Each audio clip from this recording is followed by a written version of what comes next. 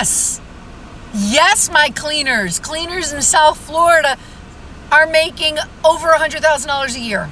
I don't know if all of them are. That's amazing. And I am very happy for all my fellow cleaners in South Florida. I'm sure the area of South Florida is very wealthy, so multi-million-dollar homes or incomes, and they can pay them that amount. A lot of private cleaners' salary is dictated by the area that you cover. Not every area has a high income tax bracket. Someone working in the cleaning service industry, you do dictate how much you want to get paid. You're self-employed. If you are in an area that clients cannot afford what you want to be paid, then look elsewhere. But my point is, as a self-employed person, you dictate how much you want to be paid. Somebody may think to themselves, $50 an hour, $80 an hour, $100 an hour is ridiculous if like a doctor makes that amount of money and they're saving lives and you're not. Listen, that doctor makes whatever he makes because of his experience. I make whatever I make because of my experience. I am providing value to my clients. If I want to choose to charge that much money, I can do that. Here's the difference between me being self-employed and you working for a company or a hospital or a bank or a real estate agent or whatever you work at where you get a paycheck every week or every 2 weeks. Here's the difference. I don't get paid sick days. I don't get paid vacation days. This also applies to state employment. Teachers, people in government offices, anybody who's not self-employed. If I don't work today, I don't get paid today. I can't tap in and call out sick and get paid for the day. Not happening. If my client drops me today, I have to look for somebody else tomorrow. I have to do my own advertising.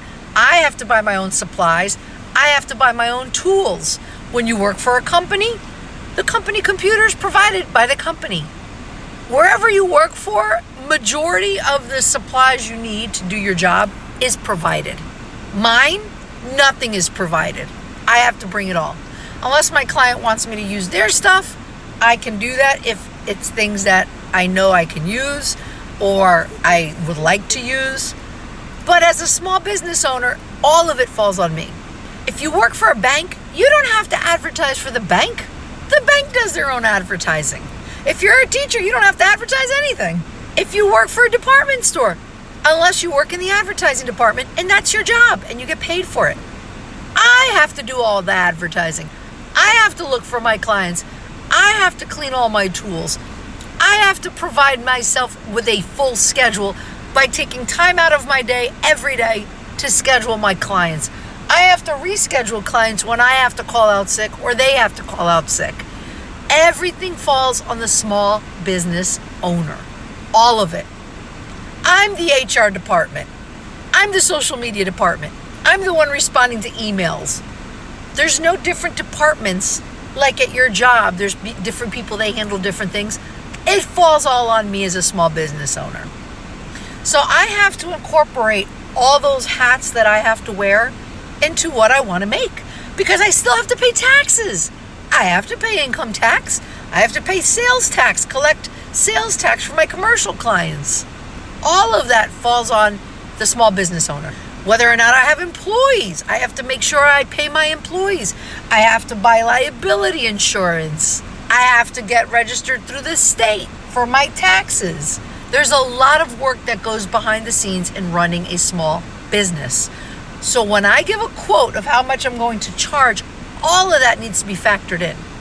No, I'm not going to say I'll do it for $10 an hour. No, I'm not going to do it for 15 or $20 an hour. No, because after I factor in all my expenses, all my supplies, all my electricity to wash my cleaning cloths, the electricity that I use at my house to email clients, when you're at your job, you use your company's electricity. You're not paying the company electricity bill. I pay my electricity bill. I pay my water bill. I pay my internet to reach out to my clients. It all falls on the small business owner. All of that needs to be factored in to how much I need and want to be paid for the value that I provide my clients. I provide great service, I want to be paid greatly. If I provide mediocre, then that's going to show in what I'm going to get paid. So my amount also comes with experience, certifications, knowledge. It's not just cleaning, it's also knowing how to properly clean and disinfect surfaces so that I don't damage them. All of that has to fall on my shoulders as a small business owner owning a cleaning business. So when I see that cleaners are making that much money, yes, more power to them. I wish I was making six figures, but I'm not. I'm not in that area. But I'm doing okay. I have a very flexible schedule. I can be home with my family. I can pick up my kids way before school even ends if I wanted to. I can get groceries. I can do what I need to do to survive and live well and comfortably with my knowledge and experience that I can provide my clients.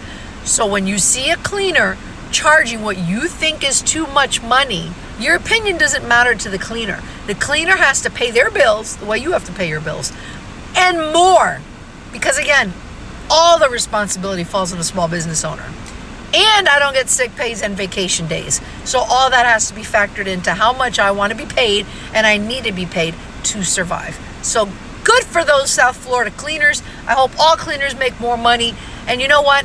Don't undermine, don't disrespect anybody who's working. Don't undermine and disrespect the cleaner and make fun of them and say, oh, they're just cleaning toilets. No, they're not just cleaning toilets. They're running a legitimate business. It is hard being a small business owner. I created something from nothing. There was no Crunchy Cleaning by Kathy before I created it. Just like there was no you business before you created it. There's other businesses, but every single business is unique. So never mock anyone who is working for a living and who is a small business owner. More power to them.